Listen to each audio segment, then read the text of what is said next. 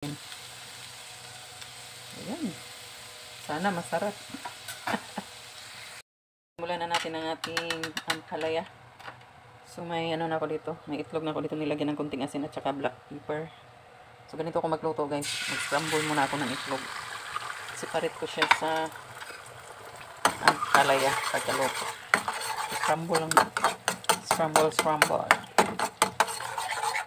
Tapos set aside.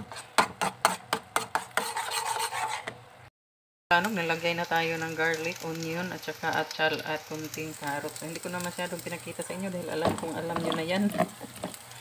Ilagay na natin ating ampalaya.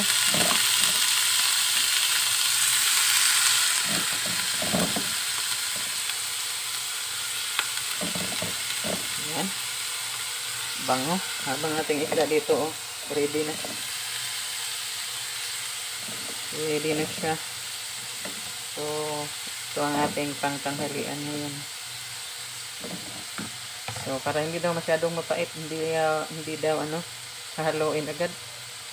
Kasi hindi talaga ako masyadong marunong nitong ampalaya magluto kalanog. Talagang hindi ko makuha-kuha yung tulad ng iba na hindi mapait. Try ko na lang yung mga sabi nila.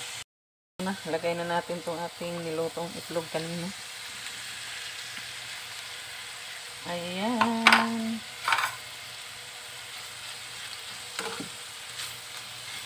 O, diba? Kasi pag nilagay mo kasi siya ng hilaw, mawawala siya eh. Babalot siya sa ampalaya. So, ganyan na lang. Separate ko siyang magluto. Tapos, pag maluto na ang ampalaya, mix na natin. Ayan. Sana masarap.